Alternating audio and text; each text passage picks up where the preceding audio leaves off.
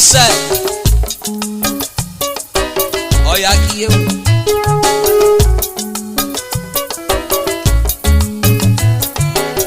Audio Beverly Shoshi.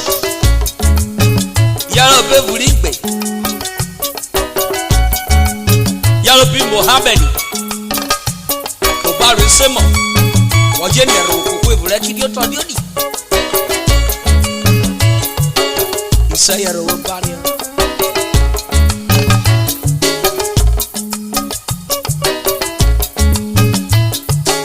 Prince Dr. Nathaniel Uruma, the founder and the bishop of New Dimension in the Urhobo music. Oyo ikurobeje. Kiro wada dewe. Isara ro rukoma. Oyani.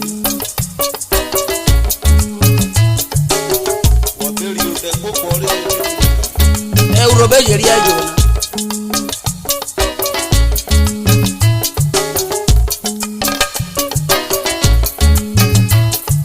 Go isa.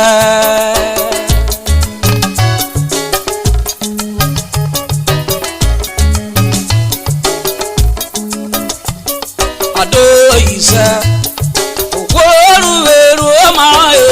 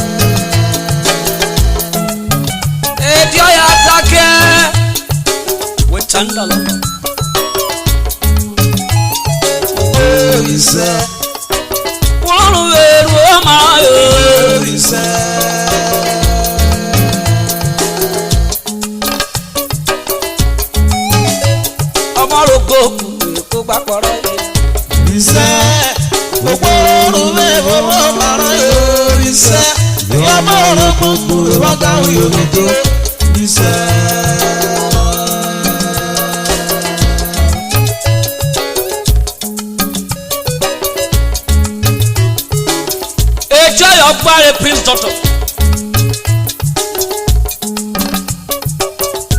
What I for Kerovia was surely a bully. Robomijo are looking at Coma movie.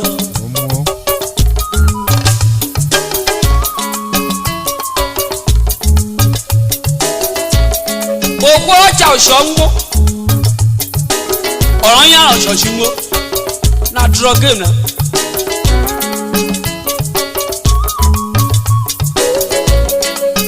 I got a Junuko Loto, a big roye, Oborara Coyene, a Boriero. Why for Kirek Mike will wash your body weapon book where it is? Tabieva.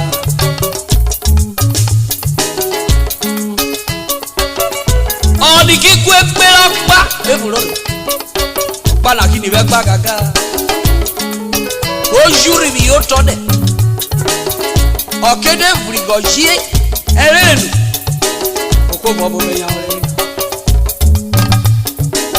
rasuo bona o oroba mukiri okagede lore gbogbo tana ba gede ka gbaru egbari o no boleru ogona ode jurina ende kwele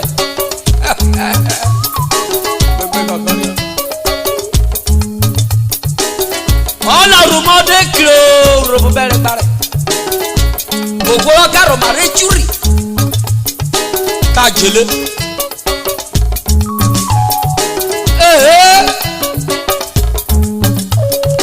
Opa. O be gbarugbo bo.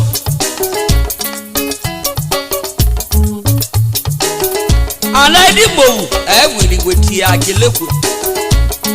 What if you would yagele? Obaso Kairo, Chamabero, Betin there.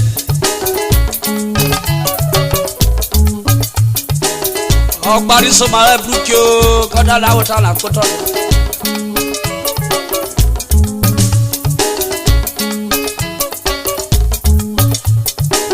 Eburabi yakokwa oko ke burabi yakure.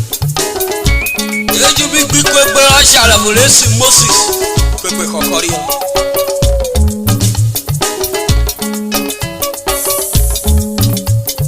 Go isa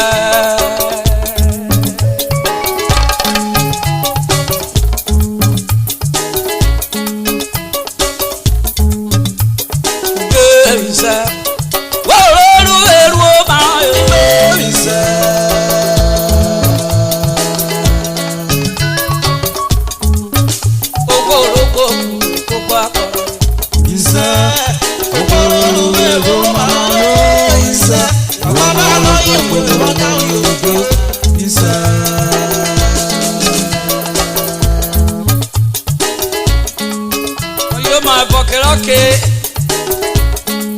I will check our Jaqua reservoir.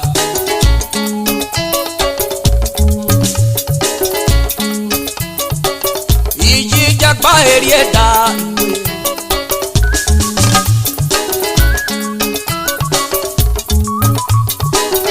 Iji Jaqua Herieta. Iji Jaqua Herieta. Iji Jaqua Herieta. Iji Jaqua Herieta. Jagba Herieta, Iji Jagba Herieta, Iji Jagba Herieta,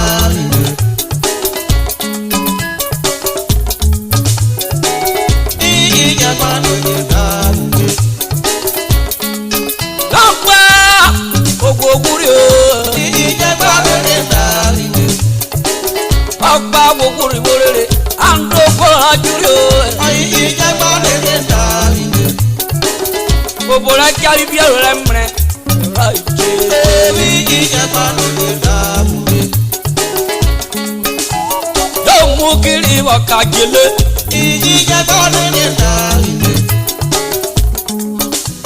do mukiri wakagele iji na jabanu wariere nukiri oye wogo talu le lo ribani wogo iji jabanu dabude ajele mukiri koti era le lo suele tum ameyina jagale opa woguri ona kede ko yare wo bo be yan so na iyina jagale na wo ko karo ma chiri iyina jagale na Urhobo bijo avarie ka jede iyina jagale na Okpavia Iji Jagba Herieta Okpade Wagile uboke babo yoro asukwa Iji Jagba Herieta Tana kori roro Iji Jagba Herieta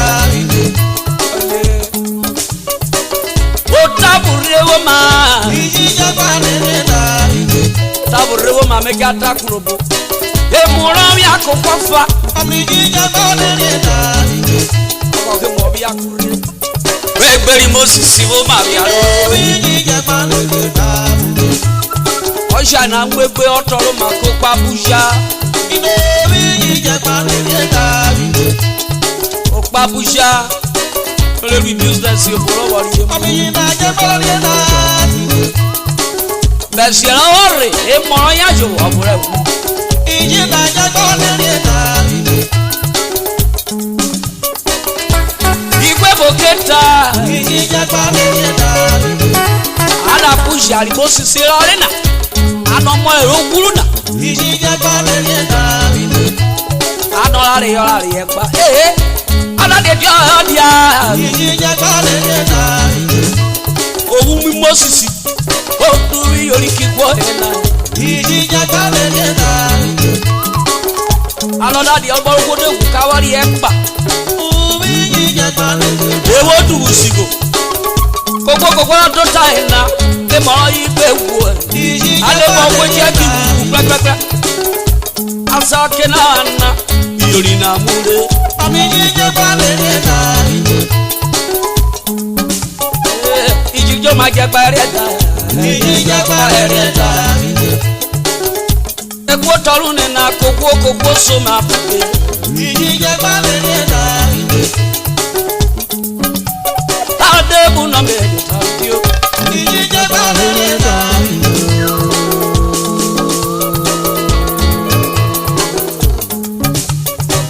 Enyogwa Wari obotari Moses Eva uri Bible.